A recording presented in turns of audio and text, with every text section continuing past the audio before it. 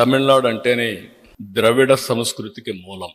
పల్లవ, చోర, చోళ, పాండ్య వంటి రాజవంశాలన్నీ పాలించిన గొప్ప చరిత్ర ఈ నేలది. ఇక్కడ ఆచారాలు, అలవాట్లు ఎప్పటికీ ప్రత్యేకం. తమిళం అంటేనే అత్యంత ప్రాచీన భాషల్లో ఒకటి. మీ భాషాభిమానం గురించి ప్రపంచం మొత్తానికి తెలుసు. మీ అంతలా తల్లి భాషను ప్రేమించే వారు లేరనడంలో అతిశయోక్తి లేదు. మీరందరికీ ఆదర్శం. బ్రిటిష్ పాలనలోనే తమిళనాడు ఒక ప్రత్యేక స్థానం ఉంది. సౌత్ ఇండియా మొత్తం మెడ్రాస్ ప్రెసిడెన్సీ కేంద్రంగా, తర్వాతనే స్వాతంత్రం వచ్చిన తర్వాత మొట్టమొదటిసారి భాషా ప్రయుక్త రాష్ట్రాలకు పొట్టి శ్రీరాములు గారు ఇక్కడి నుంచే నాంది పలికిన విషయం కూడా మనం గుర్తుపెట్టుకోవాలి.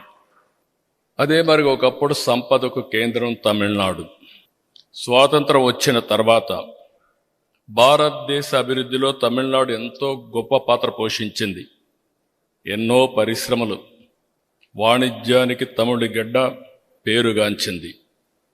కోయంబత్తూర్ ఈరోజు మాట్లాడడం కాదు, ఒకప్పుడు దక్షిణ భారతదేశంలో ఇండస్ట్రీకి కేంద్రంగా ఎప్పుడో బ్రహ్మాండంగా రాణించిన ప్రదేశం ఈ కోయంబత్తూర్ అని చెప్పి కూడా నేను మీకు తెలియజేస్తున్నా. తమిళ ప్రజలంటేనే క్రమశిక్షణ, పట్టుదల, కష్టపడే మనస్తత్వం, తెలివితేటలు. ఇదే తమిళ సోదరుల success secret.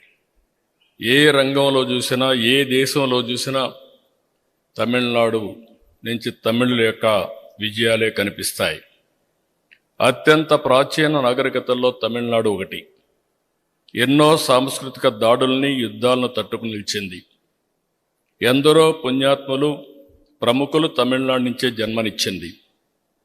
Kannagi, తిరువళ్ళవార్, కంబన్, Subrahmanya Bharati, CV Raman, Sarvepalli Radhakrishnan, Srinivasa Ramanujan, Abdul Kalam, Swaminathan లాంటి మహానుభావులు ఇక్కడి నుంచే వచ్చారు.